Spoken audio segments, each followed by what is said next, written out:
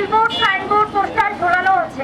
আপনারা হয়তো অনেকেই জানেন না, একটি পেড়ে গাছের দেহে ছিদ্র তৈরি করে, পানি চলাচল ব্যাহত করে, রোগ ছড়ায় এবং ধীরে ধীরে সেই গাছটিকে মেরে ফেলে।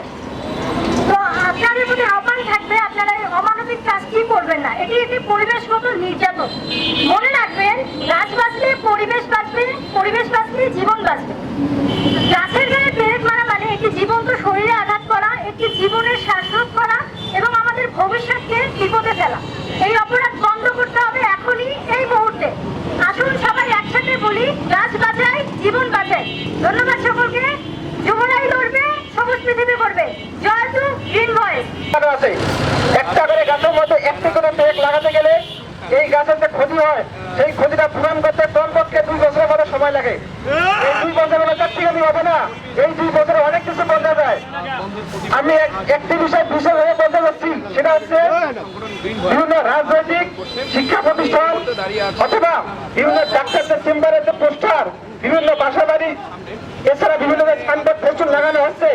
এতে করে কি হচ্ছে, একটা করে গাছের মধ্যে একটা করে ব্যানারের জন্য কমপক্ষে 5 থেকে 6টিরও অধিক পেরেক লাগানো হচ্ছে। একটি করে পেরেক তুলতে আমাদের অনেক হিমশিম খাওয়া লাগতেছে। এদিকে 4টি করে কথা না, আমি আপনাদেরকে বিশেষভাবে বলতে চাচ্ছি, আপনারা যারা রাজনীতির নেতৃত্ব আছেন, আপনাদের কাজ হচ্ছে পরিবেশকে রক্ষা করা, আপনাদের কাজ হচ্ছে দেশকে রক্ষা করা। কিন্তু আপনারা কি করতেছেন? আপনারা এই গাছ গাছকে ধ্বংস করতেছেন। এতে করে কি হচ্ছে, পরিবেশের উন্নয়ন তো দূরের কথা, দেশের ক্ষতি করে সাধন করতেছেন। আপনারা ক্ষতি সাধন করতেছেন, এটা নিজে আপনাদেরকে মেনে নিতে হবে।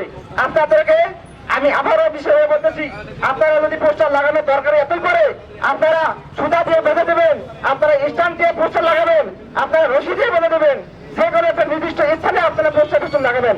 আপনারা অযথা যে সে গাছে আপনারা লাগাবেন না। তারা দেশের সেরা বিদ্যাপীঠ থেকে কি শিখলো? আফসোস হয়, তারা দেশের সেরা বিদ্যাপীঠ করে এতটুকুই জানে না গাছের জীবন আছে, গাছ কষ্ট পায়।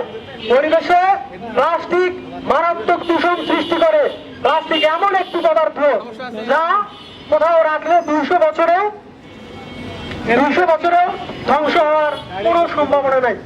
এই ব্যক্তিরা আগামী দিনে নেতৃত্বে আসবে, তারা আমাদের ভাগ্যের কি উন্নয়ন করবে প্রশ্ন থেকেই যায়।